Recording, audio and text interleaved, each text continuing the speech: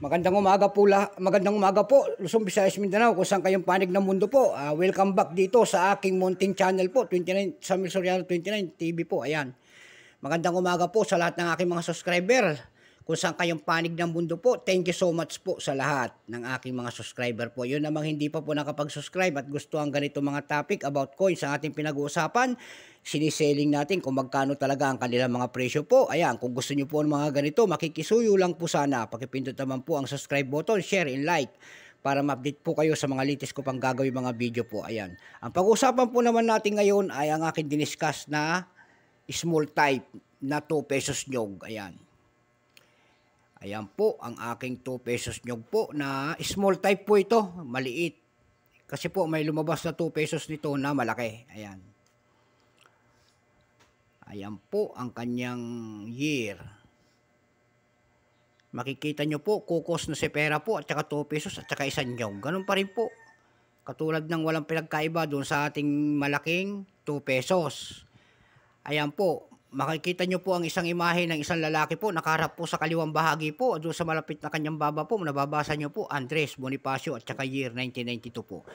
Nakapaloob naman po, nakapaipot sa kanyang ulo po, Republika ng Pilipinas po. Pagkatalikod doon natin po, makikita natin ang imahe ng isang nyog at saka 2 pesos po. Andyan po ang kanyang scientific name, Kuko na si Peras po. Ayan, magandang umaga po sa lahat.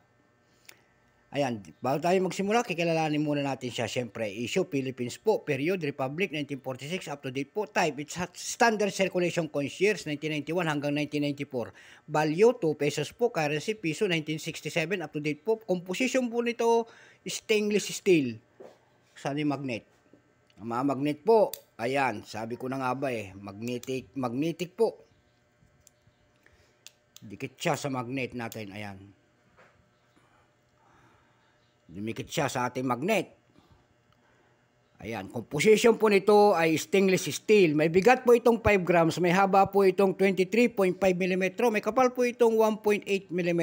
Shape, ang hugis po nito ay pabilog. Ayan, shape round, syempre. Pero ang hugis nito ay pabilog. Ayan, mas magandang pakinggan eh. Orientation, middle alignment. Demonetized na po ito ng January 2, 1998. Number nito ay N-2459, reference number KM-2459 po. Ang kanyang scientific name po, ang nabasa natin kanina, Cocos Nocifera. Ang 1992 po na ito ang ginawa ng ating Bangko Sentral po, ang percentage lamang, wala pa pong kanyang mintage, ay 32% po ito. Ayan. Pero mayroon na pong selling price. Ang price doon sa ating lumista.com, mayroon na pinresyo, ang tinatawag nila ng ating mga kolektor. Ayan, yung kanyang very fine, 13. Extra fine, 60. Almost uncirculated, 60. Uncirculated nito ay 63 pesos only.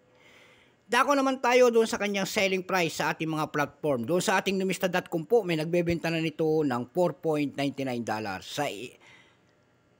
Sa eBay.com naman po, wala tayong nakita. Kaya dumako tayo doon sa ating Carousel PH po. Doon tayo nakakita na nagbebenta nito ng 100 per piece. Mayroon din doon 120 per piece. Yun lang ang aking may babahagi na kanyang presyo. Sagad na po at wala na tayong makita. Ayan. So God bless po sa lahat. Luzon, Visayas, Mindanao, kung saan kayong panig ng mundo po. Lalong-lalo na ang aking mga subscriber po. Ayan. Thank you so much po. Yung mga hindi pa po nakapag-subscribe dito sa aking munting channel po, makikisuyo lamang po sana, pakipindot ang ating notification bell, share and like para mag-update po kayo sa mga latest ko pang gagawin mga video po. Ang pinag-usapan natin dito po sa aking YouTube channel about coins, and then banknotes, lahat po, kahit error coins, kung makakakita tayo, yun lang po. So God bless po sa lahat. Bye-bye po.